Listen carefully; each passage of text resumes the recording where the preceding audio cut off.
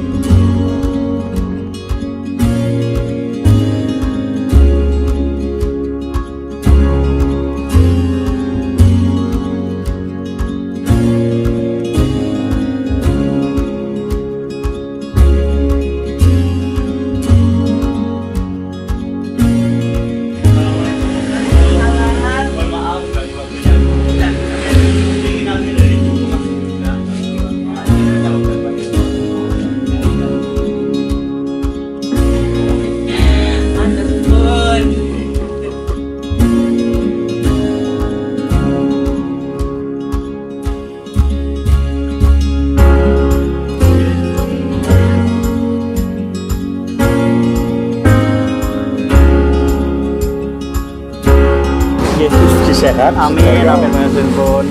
Atur sama nggih.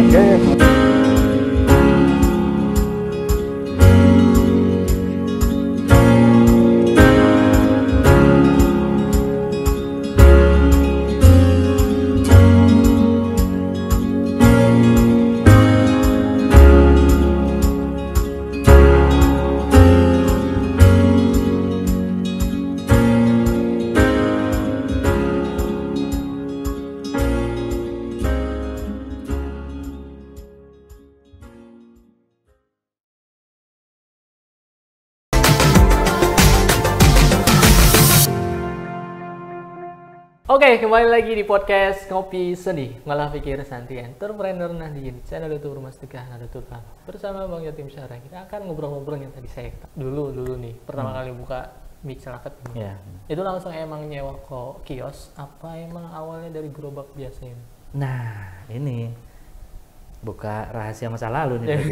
Nah, jadi buat perjalanan teman-teman juga. Awalnya saya itu pedagang tahu sama pedagang sosis bakar, pokok yang street food lah. Jadi kerjaan saya tiap hari itu pakai sepeda motor, pakai obrok, bawa meja, bawa kompor, bawa apa yang bisa dimasak, nyari tempat di Malang ini yang boleh, misalnya saya berhenti itu saya jualan. Sampai dikenalin sama temen, dulu program wali kota yang sebelumnya tuh ada namanya Malang Night Market, pasar malamnya Malang di daerah Kidul Pasar. Nah, dulu meriah tuh pembukaannya dulu ya, dulu kita bicara dulu meriah, saya jualan di situ. Nah, terus saya juga mikir kan, masa saya gini-gini aja. Saya sempat jalan 2-3 tahun tuh. Tiap hari saya keluar dari rumah, berangkat dari habis asar, pulang jam 11 malam, jam 12. Yang saya pikirin, kok saya jadi nggak deket sama anak, karena banyak di luar. Yang kedua, kok repot ya mau sholat gitu loh, harus jalan dulu ninggalin bedak ya ke masjid, ya pokoknya sholat. Dan biasanya banyak malesnya, godaan di jalan tuh gede gitu loh. Nanti aja deh, isaknya sampai rumah udah malam capek. Orang tarhim di subuh saya baru bisa kayak gitu-gitu kan. Terus tapi mau cari sewa ruko segala macam tempat, ya belum punya uang waktu itu, belum punya uang banyak, maksudnya untuk bayar itu tuh masih nggak ada gambaran. Ya pas waktu dulu sih masih rajin ngopi dan rajin ngerokok dulu. sambil cari inspirasi gitu kan di depan rumah. Saya merhatiin. Jadi rumah saya itu gini, ini di depan rumahnya ibu yang dipakai sama kakak saya, yang di tengah itu rumahnya adik saya, tapi dipakai buat kontrakan. Saya ke bagian yang di belakang nih. Saya cuma mikir gini, kira-kira boleh nggak ya misalnya saya kontrak rumahnya ibu? Gitu. Berarti kan saya harus mindahin ibu saya keluar dari rumah itu gitu kan. Aduh, ini antara kepepet apa berbakti apa enggak ya ini hitungannya gitu kan. Saya omong apa adanya kan, ternyata didukung sama ibu. Iya, malah ibu doain kamu bisa beli. Saya mikir, nggak mungkin, nggak mungkin cuma jualan sosis bakar, tahu goreng gitu kan. Tapi ya saya aminin aja. Saya cuma mikir biasanya yang terucap sama ibu itu adalah doa. Kan? Terus ya udah bu, saya ngontrak bu rumahnya ibu. Berarti ibu ke rumahnya mbak aja, ikut mbak saya di daerah Soekarno-Hatta kan. Nah, terus kamu karena ngontrak ya harus bayar kata ibu gitu kan. Walaupun kamu anak saya harus bayar dong, harus ini. Saya bilang kirain bisa gratis gitu kan, bisa nganjuk dela gitu kan, bisa ngutang dulu gitu kan. Pasti pemirsa nganggapnya nganjuk di Jawa Timur gitu kan. Aduh, itu bahasa yang jalanan banget gitu. Barat. Nah, terus malam itu ditungguin sama ibu saya. Mungkin bayar. Iya, 500.000 gitu. Saya pikir sebulan, setahun gitu. Wah, murah juga nih. Tapi saya janji sama ibu saya bilang nanti tiap bulan saya bayar 500.000. Nah gitu, udah tuh. Besoknya saya mikir mau jualan apa gitu kan. Terus padahal saya lagi seneng-seneng jualan di pasar malam itu kan. Terus muncullah pemikiran saya gini, saya kontrakin aja ke teman saya yang lagi nyari lahan gitu. Saya mikir, kan saya dari sana dapat, dari sini dapat gitu kan. Saya nggak berkurang lah uangnya untuk ke ibu saya kan, untuk bayar kontrakan gitu. Dan beneran waktu itu ada teman yang jualan gitu kan. Istri saya bilang, itu termasuk ngakali nggak ya kalau jawab bilang gitu? Itu dosa nggak ya? Ya kan saya udah bayar ngontrak, masalah mau dipakai apa kan? Itu waktu itu pemikiran saya gitu. Terus akhirnya saya dipanggil sama ibu saya gitu kan, diceritain sebagai seorang ibu makanya ngasih kesempatan dikontrakan di situ supaya anaknya itu ada jalan yang mudah gitu untuk berjualan. Iya bu, tapi masih belum ada ide gitu. Udahlah, daripada jualan di luar, mending di situ ya jual yang kayak yang saya udah jalanin, tahu isi ikan tuna, tahu tuna sama sosis bakar. Dia jualan di situ, nggak ada yang beli mas, sepi. Terus saya mikir gini, zaman belum ada coffee shop, saya mikir gini, gue mau jualan kopi nih. Tapi waktu itu saya idenya kopi dari seluruh Indonesia. Tapi bukan kopi idealis loh, kopi warung, kopi saset. Kalau di Malang itu ada namanya kopi Sidomulyo, khasnya Malang. Kalau di Kediri itu kalau nggak salah yang banyak di warung-warung itu namanya Brotoseno kalau nggak salah. Kalau di Bogor itu Liong Bulan namanya. Saya juga heran itu dengan merek itu. Liong itu kan naga ya, tapi ada bulan. Terus di mana kopinya gitu loh? Nggak ada hubungannya gitu kan? Nah, tapi ngapain juga saya pikirin ya. Nah itu terus. Kenapa ide gitu? Karena saya punya teman, dulu kan saya pernah kerja di TV swasta. Bangga dulu mas, waduh, telepon teman, lo mau nggak nih kerja di, mau disebutin nggak enak nih, di Metro TV lah. Wah keren-kerennya waktu itu baru berdiri di Metro TV. Saya nggak tahu kalau ujung-ujung kayak gini ya. Terus ya udah, gajinya berapa? Sekian. Tugasnya apa? Enak pokoknya katanya, enak kerjaannya enak. Oke, dia bilang. Tapi lo ditempatin di Malang ya. Nah itu awal saya balik ke Malang 2001 itu kerja di Metro TV. Pas sampai saya ke Malang, saya cari kantor Metro TV, nggak ketemu, nggak ada. Terus, wah ini gimana? Terus saya telepon lagi. Ternyata kerjanya memang enak, nungguin mesin pemancar. Jadi apa ya, kayak di daerah Ororombo ke atas itu kan banyak stasiun relay televisi. Jadi maksudnya saya suruh kerja di itu gitu loh. Cuma nungguin mesin, nyatet, kalau ada kerusakan nanti manggil teknisi.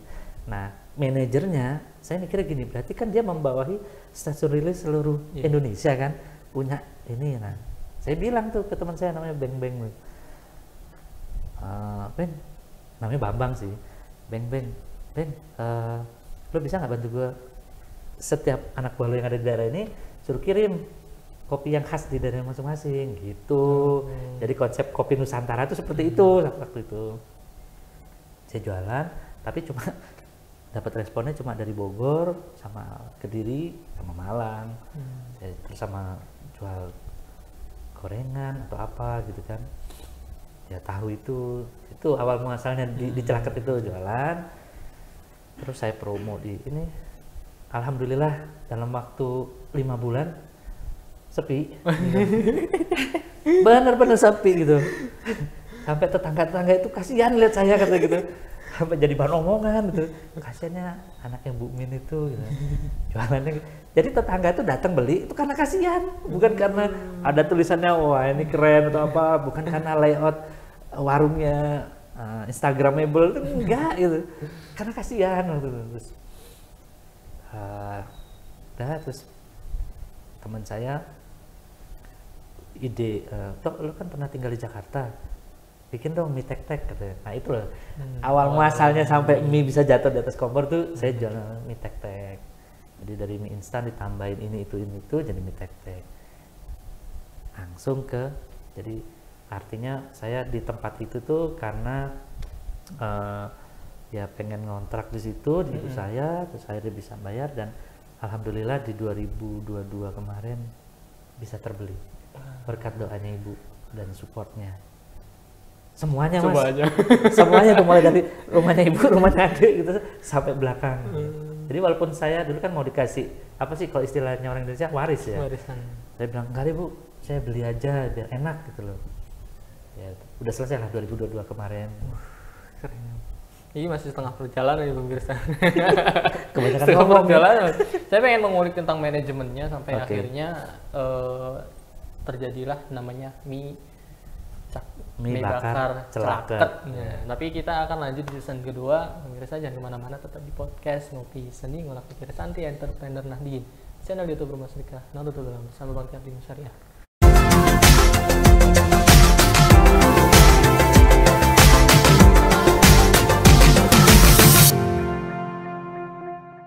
Hai Sobat Barokah, kini kamu bisa melakukan pembayaran dengan virtual account Bank Jatim di aplikasi Oppo Mart. Caranya, buka aplikasi Oppo Mart, pilih produk yang kamu inginkan, masukkan alamat penerima dan pilih jasa pengiriman, kemudian pilih cara bayar dengan virtual account Bank Jatim. Gampang banget kan? Yuk unduh aplikasi Oppo Mart di handphone kamu, transaksi semakin mudah dan barokah di Bank Jatim Syariah.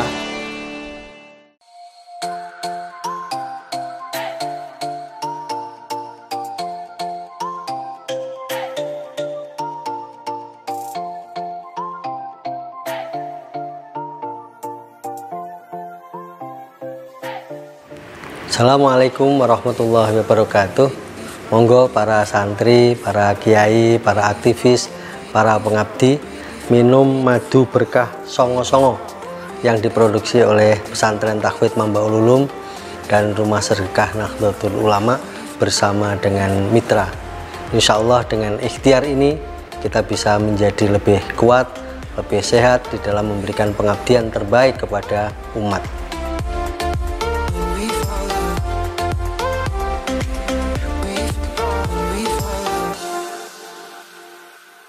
Hai Sobat Barokah, tahukah kamu manfaat haji di usia muda?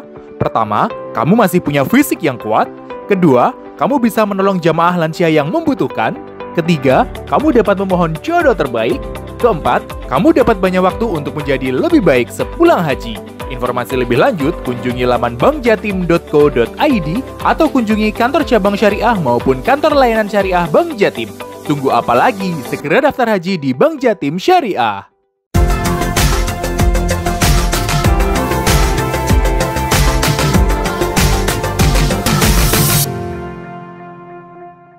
Oke, kembali lagi di podcast Ngopi Seni Ngolah Pikir Santi Entrepreneur Nahdien, channel YouTube Rumah Sedekah Nahdlatul Ulama bersama Bang Yatim Syariah. Kita akan ngobrol-ngobrol yang tadi saya katakan, pengen mengulik rahasianya manajemen dari mie bakar Celaket ini sampai akhirnya sekarang. Tadi saya ngecek di IG-nya, lumayan subscribe-nya, follow-nya di IG keren, sudah ratusan itu udah lumayan. Nah itu manajemen awalnya seperti apa? Oke. Kalau bicara followers di IG itu kalau nggak salah saya jarang buka sih, sekitar 14.000 atau baru ya belum sampai ratusan ribu lah. Iya. Masih sedikit sebetulnya, sedikit. Tapi alhamdulillah saya nggak pernah beli gitu loh. Nggak pernah beli follower, Itu yang bagusnya ini, nggak Mas. pernah pakai jasa apa gitu. Dan itu sebetulnya bertambahnya itu karena peran dari para pelanggan atau customer atau penikmat mie bakar. Nah, gini Mas Umam, jadi saya merasa dalam perjalanan mie bakar Celaket ini, saya ini masuk golongan orang-orang yang beruntung. Karena hidup saya serba beruntung, serba banyak kebetulan-kebetulan yang menurut saya, wah ini Allah kok sayang banget ya sama saya gitu loh. Contoh gini, waktu saya nggak punya uangnya masih sedikit, punya ide bikin kafe atau tempat jualan, ya kan, yang stay, jadi bukan di pinggir jalan, ya saya punya ibu gitu loh, yang punya rumah dan bisa diutang gitu loh, bayar apa kontrakannya bisa mundur gitu kan. Coba kalau tempat yang lain kan. Itu beruntung satu. Modal satu, kedua waktu mau jualan kopi itu ada temen yang bisa beliin gitu kan, ketiga ada temen yang bikinin logo. Gitu Ya. Rijal Itu waktu saya pertama launching di medsosnya saya, oh dia juga saranin bikin gini, pisahin akun medsos untuk lo jualan sama pribadi. Dia bilang jangan pernah dicampurin jadi satu. Oke. Itu saya bikin. Nah, ketika launching logo itu teman-teman yang di Malang tuh bilang, wah kalau logonya kayak gini sih pantasnya bukanya di Suhat gitu.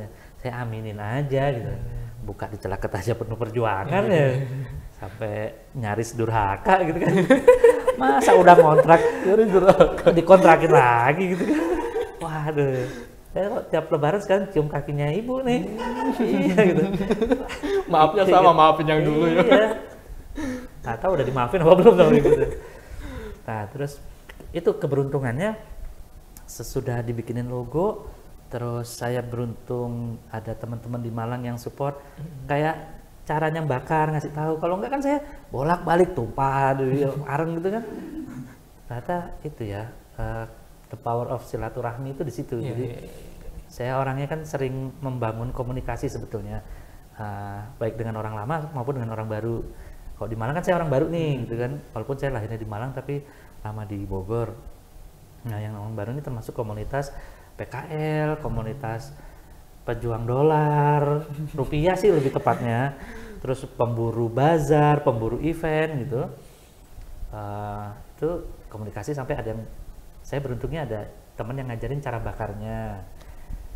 Terus beruntung lagi ketika saya sudah menemukan oh masakannya seperti ini, beruntungnya punya ibu mertua yang perhatian gitu loh. Ibu mertua bilang gini, kamu sekarang jualan apa? Jualan mie. Oh berapa dijualnya? Saat itu harga 15.000, 2016. Dia kaget ya, marah-marah tuh. Nggak ada yang beli loh. Di zaman mie pangsit masih 4.000-an, 2.500. 2016-15 yang Isor uwit itu apa ya, Mas As?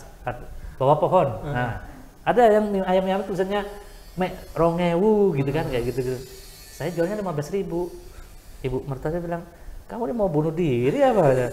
Jualan kok mahal banget, siapa yang mau beli? Katanya. Enggak Bu, saya punya konsep begini, saya ceritakan. Terus, udah tahu cara masaknya?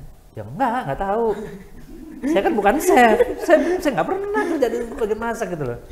Nah, terus gimana sih udah pasang di medsos itu? Ya masak sekenanya, nggak bisa gitu. Nah beliau walaupun nggak lulus SD, ibu mertua itu menurut saya pemikirannya itu visioner, sangat ke depan gitu ya. Dia bilang, boleh nggak ibu, dia membahasakan dirinya Mbati. Jadi di keluarga kami tuh kalau ibu mertua panggilannya Mbati, kalau ibu saya panggilannya Eyang, untuk membahasakan kepada anak-anak saya kan. Boleh nggak Mbati bantuin? Oh boleh, kalau perlu sekalian, bude-bude diajak. Gitu. Karena apa Mas? Saya mikir gini, ibu mertua saya sama 3 kakaknya, bude itu, setiap acara-acara di kampungnya, di desanya, untuk apa manten atau apa, yang diserahin masak mesti ini. Oh iya. 4 ini, Di Sunda satu juga tim. ada kayak gitu. Berarti kan masakannya enak kalau dipakai kemana-mana. Saya suruh tuh, saya boyong ke Malang tuh dari Pakis kan. Sampai suruh masak, saya minta bikinin mie Jawa. Ya, mie goreng, bakmi Jawa lah intinya. Oke. Terus atasnya biar urusan saya toppingnya gitu, saya padu dengan western, jadi kayak keju mozzarella atau apa. Terus, nah sejak saat itu ibu mertua terlibat, nggak cuma secara physically operasional untuk masak, saya serahkan ke beliau menentukan takaran bumbu dan segala macam. Itu keberuntungan tuh. Keberuntungan berikutnya adalah ketika semua sudah dipegang sama ibu, didoain sama ibu mertua, dibantu, hadir namanya layanan online, food online kayak GoFood, GrabFood gitu kan. Terutama GoFood yang pertama masuk di Malang. Itu yang tadinya saya jualan capek-capek lewat medsos gitu kan, sekarang ada layanan online. Bayangin kalau misalnya nggak ada itu, mungkin nggak secepat sekarang gitu ya perkembangannya. Itu keberuntungan juga. Yang berikutnya keberuntungan lain adalah sama Allah saya dipertemukan sama customer yang apa istilah sekarang, bukan julid sih, dia tuh sinis gitu loh. Dia sinis, anak muda waktu itu, mungkin idealis sih bukan sinis. Jadi dia habis makan gini, bapak yang punya ya katanya gitu. Cowok sendiri makan, bapak yang punya ya, iya. Oh, pantesan lama masaknya kata dia. Emang nggak ada tukang masaknya? Nggak ada. Jadi saya tuh pernah jadi kasir, masak, waiters, merangkap jadi satu saya lainnya, sampai jadi kurir. Jadi saya pernah nitip warung saya ke customer, saya bilang, Mas sama Mbak, saya titip ya, soalnya ini ada pesanan nih harus saya antar ke Tasikmadu. Jadi saya suruh tuh, nanti kalau ada yang mau beli, suruh catet. Gitu. Itu saya pernah sampai kayak gitu, saya naik motor sendiri ke sana, waktu belum ada GoFood gitu loh. Nah balik lagi ke mahasiswa ini, terus dia bilang, Pak, beraniin dong, bayar meng-hire karyawan, merekrut, punya pegawai lah intinya gitu, jangan sendiri nanti nggak akan bisa berkembang. Saya pikir, siapa lu nasihat-nasihatin gue gitu, ngatur-ngatur hidup gue gitu kan, emangnya kagak dibayar tuh pegawai gitu kan, dari mana gitu kan. Saya mikir, wah sengak banget gitu kan, tapi ada benernya juga, Bapak nggak usah khawatir katanya. Katanya sih, kata guru ngaji saya, dia bilang gitu, kata guru ngaji saya, kalau Bapak punya karyawan nanti rezeki Bapak ditambah katanya. Waduh, kalau cuma mengutip-ngutip itu mah gampang, jalaninnya gimana gitu kan. Mendingan dia suruh ikut stand up, saya bilang gitu. Wah, gak cuma itu dia ngeritiknya gitu. Kedua, Pak, di mana-mana orang makan mie itu pakai sumpit, bukan pakai sendok garpu, kata dia gitu. Waktu itu kan saya nggak mikir jauh lah, pokoknya ya sendok dari rumah saya bawa itu berjualan. Gitu. Terus soal piring juga, dulu saya jualan itu pakai piring yang vintage, yang kayak kaleng bundar yang ada gambar mawar atau apa kayak gitu-gitu kan, menurut saya itu suasana vintage-nya dapat gitu kan. Dia bilang, ini kok di rumah kalau sama mama saya dipakai untuk ngasih makan kucing kayak gitu. Kena lagi saya bilang gitu. Makanya Mas Umam tadi bukan kena mental, saya udah kena mental duluan sama customer gitu. Terus dia apalagi gitu, oh tapi dia ini Mas, jasa dia besar. Jadi setiap dia sekarang kesini, dari dia masih jomblo sampai dia udah punya istri dan punya anak, saya gratisin dia kalau datang. Karena apa? Dia orang pertama yang ngajarin saya beriklan. Tapi awalnya nggak kenal itu ya? Nggak kenal Mas, saudara bukan, tetangga bukan family. Nggak mau saya jadi saudara dia juga. Nyebelin gitu.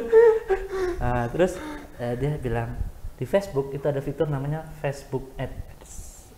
Terus dia jelasin berapa budgetnya, terus ini bisa di wilayahnya digedein, Bapak bisa milih segmen yang mau dituju segala macam. Itu orang pertama tuh dia gitu. Orang pertama yang ngajarin. Terus dari situ ya saya alhamdulillah gini Mas, bukan tipikal orang yang terlalu kaku untuk menyortir masukan dari orang, enggak. Siapapun yang ngomong ke saya, ya saya ambil yang kalau ada yang bisa diambil positifnya saya ambil gitu loh. Itu saya praktekin sampai gara-gara dia saran dia itu saya kenal kan, saya pelajari, Pertama punya uang 100.000 nih dari jualan. Waktu itu cuma laku 5 porsi gitu ya. Ini uangnya nggak saya story nih ke istri saya gitu. Besok aja ya bun, saya bilang gitu. Ini saya mau pasang iklan gitu di Facebook. Saya mikir kalau 100.000 satu hari, besoknya orang buka Facebook udah kelewat iklan saya kan. Kebetulan itu minimal 10.000 kalau nggak salah tarifnya dulu itu, nggak tahu kok sekarang. Saya pasang sehari 10.000 selama 10 hari, 100 nih. Nah, strategi itu yang akhirnya membuat pola pikir saya jadi harus ditata gitu loh iklan ini gitu. Belum mikirin kontennya, writingnya, fotonya segala macam itu saya nggak sempat mikir sama sekali. Yang penting ada orang makan saya foto atau mie-nya saya foto, saya iklanin. Itu nilai terendah itu ya 10.000 per hari selama 10 hari. Rekornya karena saya lama-lama fasih ya apa yang paham tentang iklan itu sampai kapan saat itu sebenarnya bisa loh mas kita ini kapan beriklannya, kita nentuin tanggalnya kapan. Terus lama-lama kan kita dapat nih feels-nya, dapat ritmenya. Pernah saya ini sebenarnya ditayangin ya. Iya. Nanti kok istri saya lihat, nggak apa-apa. Jadi saya pernah pasang iklan loh, iklan. Saya nggak, alhamdulillah mas, saya nggak pernah pasang judi online, nggak. Saya pasang iklan itu nilainya sehari 1 juta. Saya pasang 10 hari, 10 juta. Tapi emang akhirnya efeknya, iya, jadi laris dan dikenal luas gitu loh. Nah makanya mungkin saya pengen mohon maaf ya untuk pemirsa, ini bukan bicara tentang kesombongan enggak, tapi saya cuma mau menggarisbawahi bahwa kalau produk kita mau dikenal, salah satu caranya adalah beriklan. Gitu. Jadi kita nggak bisa ngandelin misalnya, oh saya udah pasang di GoFood, saya udah pasang di Grab, udah pasang di Shopee Food, tapi jualan saya kok cuma gini-gini aja gitu. Itu banyak yang ngeluh kayak gitu. Ternyata nggak efektif. Terus saya tanya, caranya produk Anda untuk dikenal orang lain itu gimana? Ya ikut GoFood. Oh, logikanya gini, GoFood itu kan nempelnya di HP ya. Iya. Ya kalau lagi kepengen, kalau lagi nggak kepengen, lagi buka ini, kalau lagi kepengen buka HP, terus juga kan gitu loh, maksud saya kenal dulu misalnya, oh mie bakar carakat ada nggak di GoFood? Nah gitu loh maksud saya gitu. Oh ada nggak ya di Grab? Nah caranya supaya orang kenal ya di medsos, karena budaya orang Indonesia pakai HP terbesar adalah untuk bermedsos.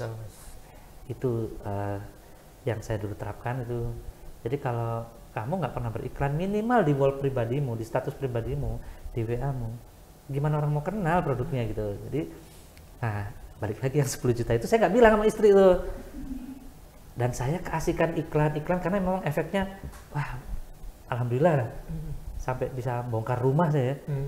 Sebelum saya beli tuh saya pernah nego sama ibu saya ratain untuk jadi parkiran karena udah nggak cukup gitu kan. Pernah saya dipanggil sama kepala sekolah di SD-nya anak saya. Besok itu mau ulangan apa ujian gitu ya, akhir semester gitu. Saya lupa dia kelas berapa waktu itu, kasihan ya. Saya belum bayar SPP gitu loh. Lupa itu senjata orang Indonesia untuk bahasa halusnya. Karena sebetulnya saya ingat, cuma uang iklan itu belum balik nih yang 10 juta itu. Aduh gimana caranya? Nggak mungkin dong minta istri kan. Selain gengsi juga bisa ngamuk nanti gitu kan. Terus saya nego sama kepala sekolahnya. Pak, anak saya kan punya tabungan. Semua anak sekolah kan suruh nabung nih di semua sekolah gitu loh. Rutin apakah tiap minggu apa tiap hari. Saya itu mau ambil tabungan anak saya untuk bayar SPP supaya dia bisa ujian. Jawaban kepala sekolahnya gini, ya nggak bisa katanya. Loh kok nggak bisa, itu kan uang saya bilang gitu. Loh bapak berarti nggak baca peraturannya waktu daftarin. Ternyata waktu saya tanda tangan tuh ada poin-poinnya bahwa bisa diambil setelah lulus. Itu malu saya di situ tuh. Kan ketahuan orang tua nggak perhatian sama anak gitu kan. Akhirnya yang saya punya saat itu adalah sepeda motor butut yang saya pakai untuk jualan. Waduh kalau saya jual ini gimana gitu kan. Akhirnya di grup, oh sudah ada WA sih, saya berkenalan dengan di grup WA itu sok-sok akrab lah gitu ya. saya boleh nggak silaturahmi gini-gini, mau tanya kabar ke rumahnya jauh waktu itu Mas, daerah Karangploso sana.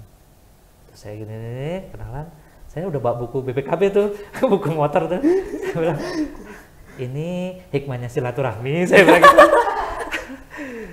Saya berbagi gitu. Dipikir orang mungkin berbagi kebahagiaan ya, saya berbagi masalah waktu itu. Saya bilang, ini saya ada kendala gini-gini nih, saya pasrahkan buku ini, saya pinjam sekian, akan saya kembalikan tiap bulan sekian, sistemnya dicicil. Alhamdulillah Mas, disetujui sama dia, tanpa bunga, dia nggak mau pakai bunga. Kalau memang 500 dikali sekian bulan ya udah segitu gitu, senilai yang saya pinjam. Dan bukunya disuruh bawa lagi. Saya bilang jangan deh, jangan, mendingan Anda yang pegang bukunya.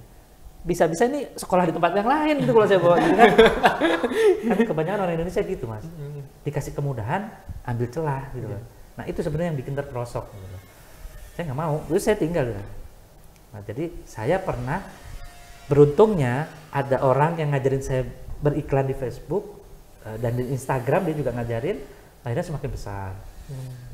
Jadi inti dari semua ini adalah saya beruntung beberapa momen itu ketolong gitu. Ada online food, apa ya kayak GoFood segala macam, saya ketolong. Ada customer yang care, ngasih masukan, ada teman yang ngasih desain. Tapi dari semua itu keberuntungan terbesar saya adalah saya dipertemukan dengan istri saya. Ya, kenapa saya bilang keberuntungan? Saat itulah saya berusaha untuk hijrah.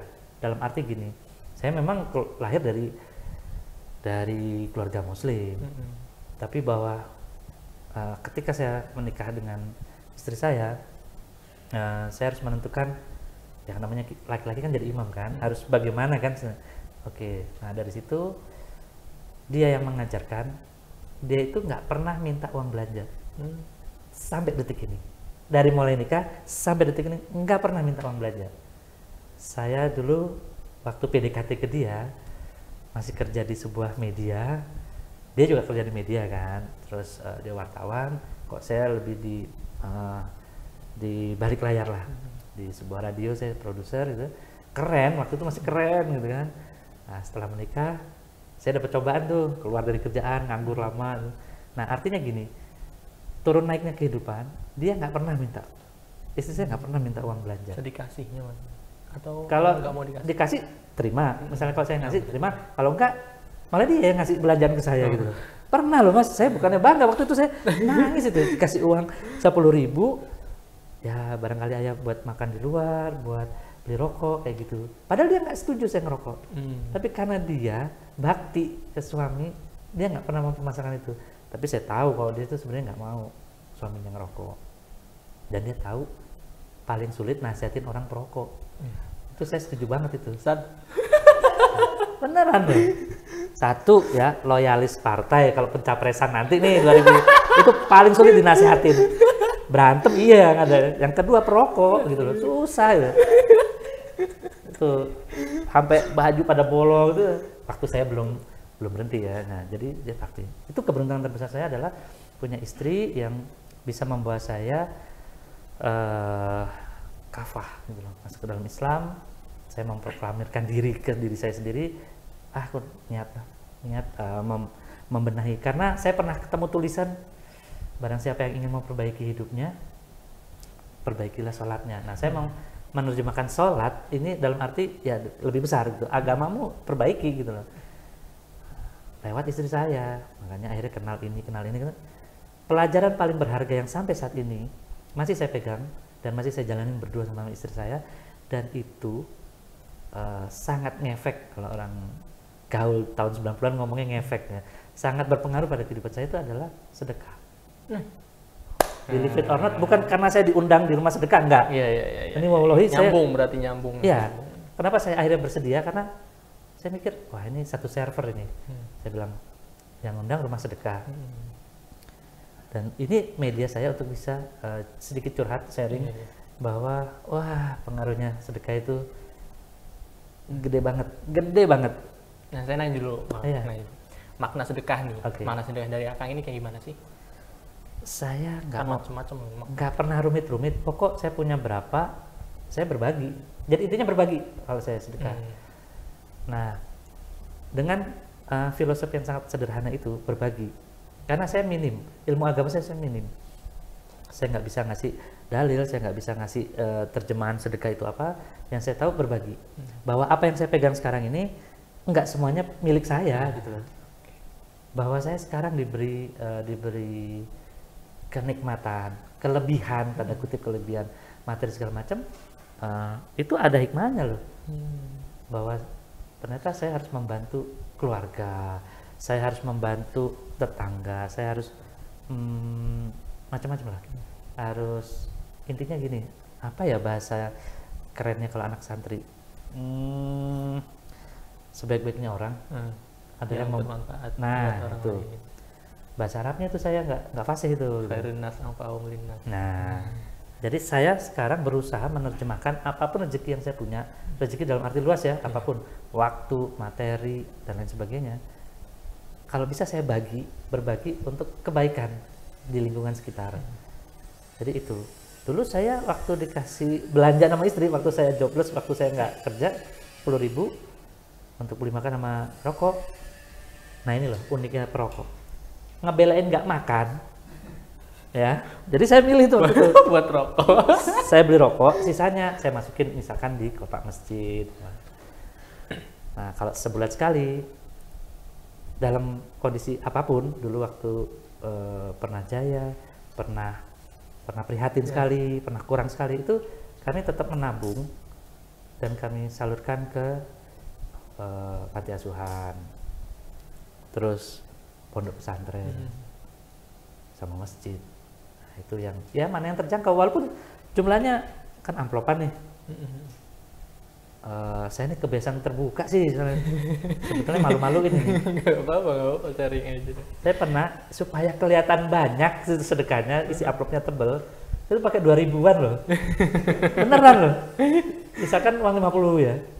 2.000-an kan kalau bukan uang baru, uang yang biasa gitu, kan agak tebel tuh.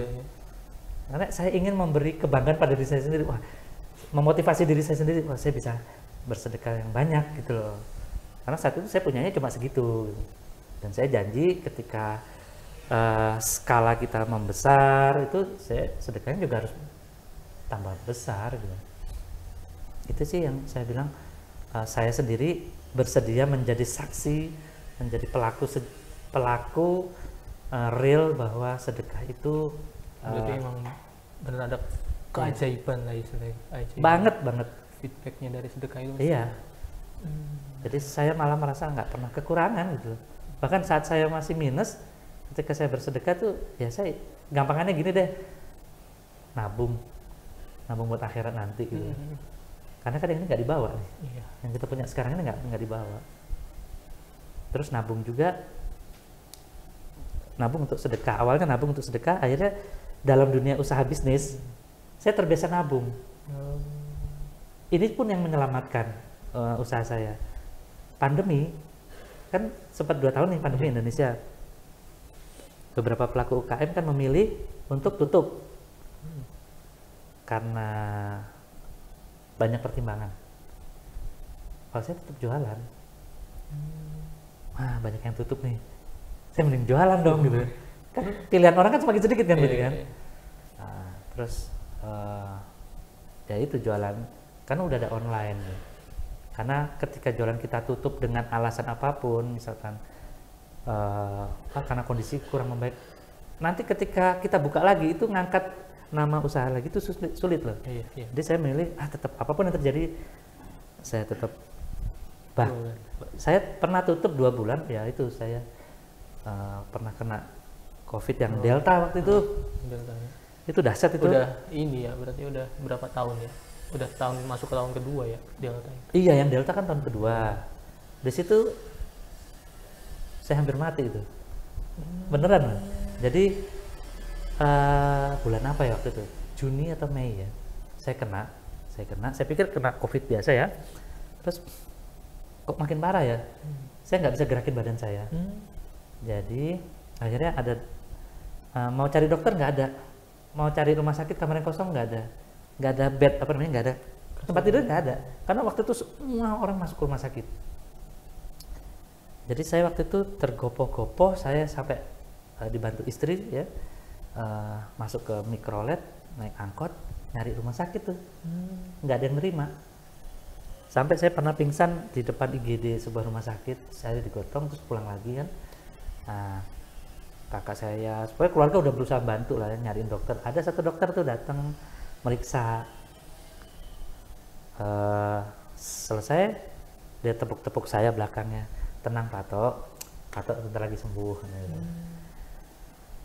Sehat-sehat kok.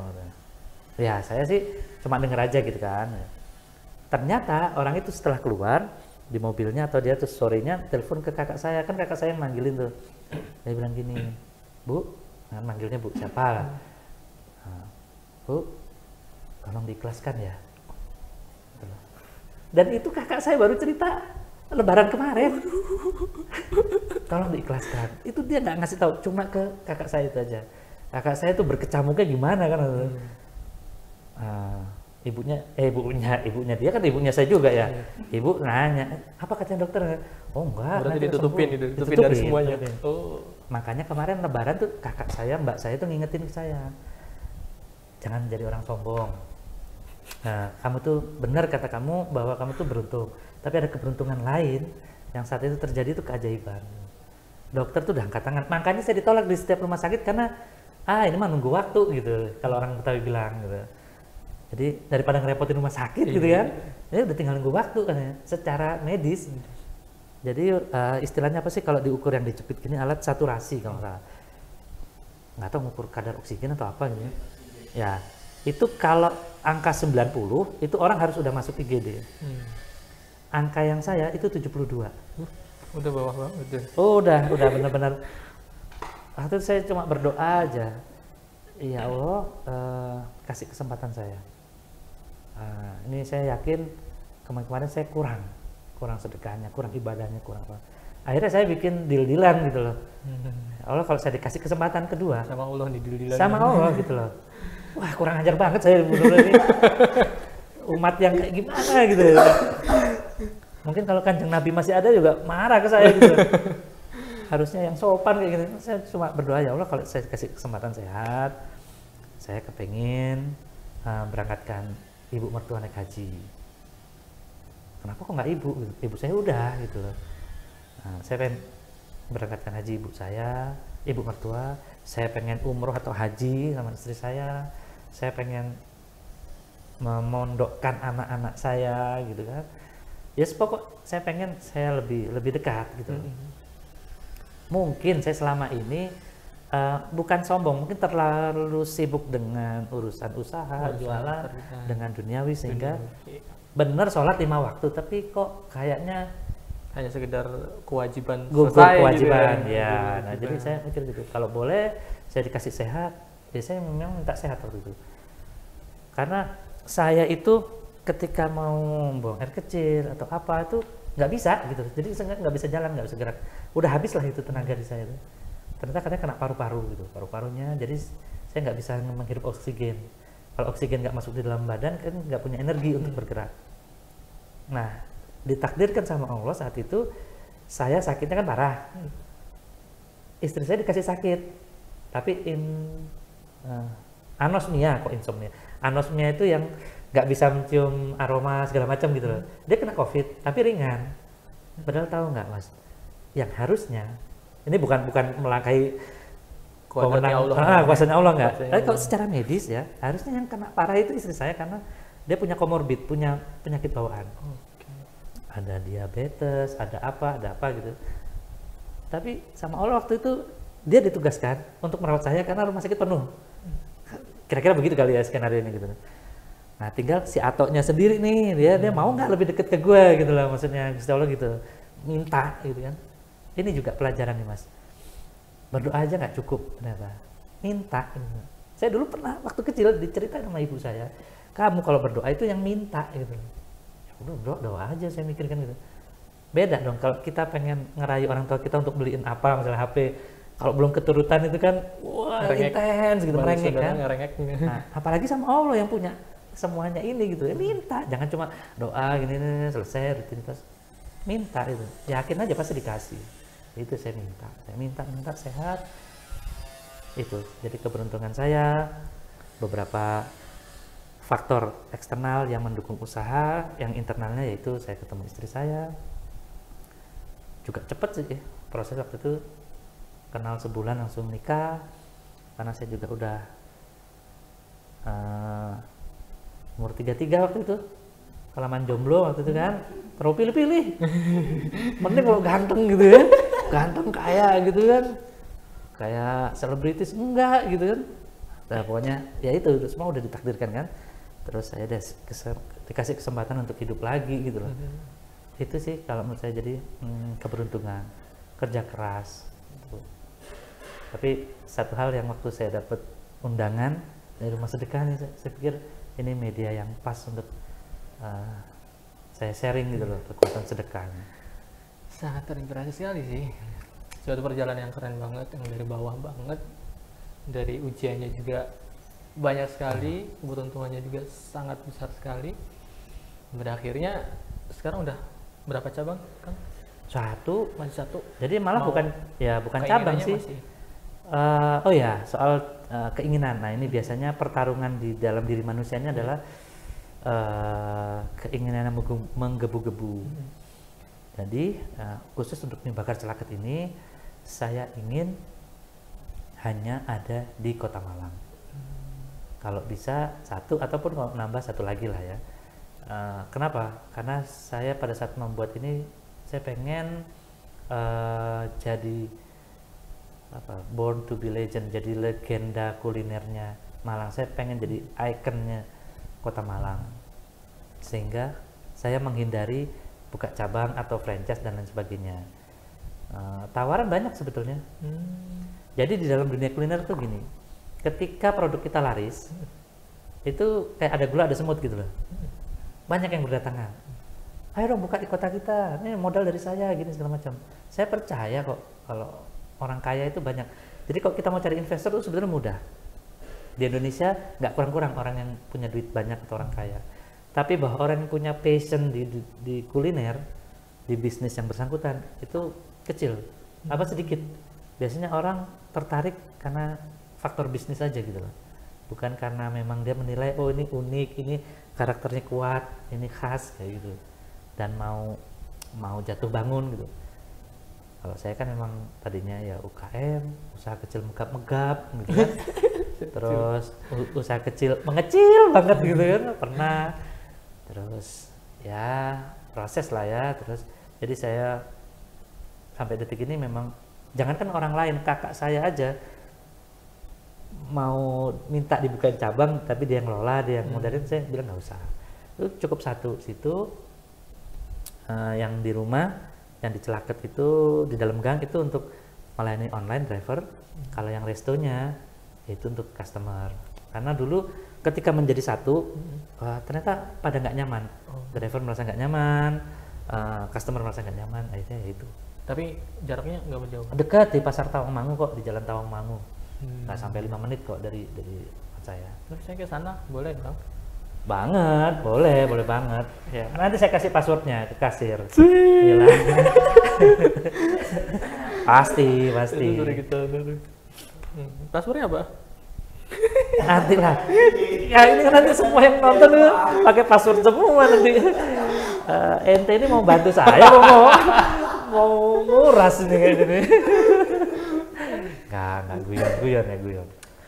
Oke, baru keren banget ya menurut saya, ini baru kali ini kita nyaman banget. Untuk saya nyaman banget itu cerita sama Kang Ato ini tentang perjalanan bisnisnya, tentang jatuh bangunnya sampai sekarang, standby dengan usaha yang sekarangnya, dengan keinginan-keinginan yang juga emang ada ya.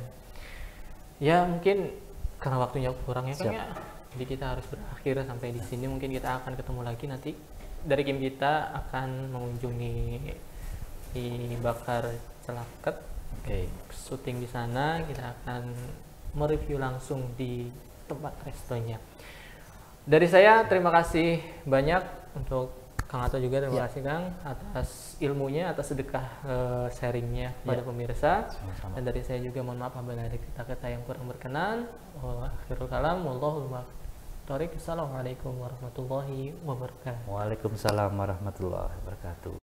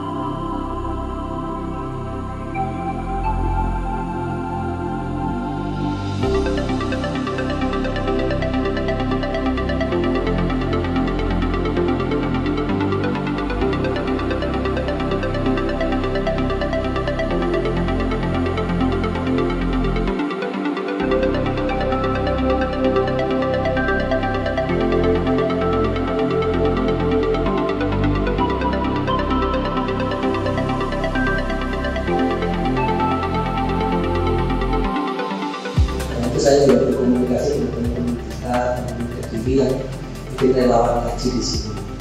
Saya juga beberapa bulan yang lalu kirim anak-anak ibu dari Kabupaten Malang di PBNU juga untuk datang di sini dalam rangka menjaga supaya NU itu tetap hadir dalam situasi yang sulit. Maka saya sering sampaikan itu, kita itu harus membuat NU itu hadir di hati masyarakat di semua situasi, khususnya pada situasi yang berbeda.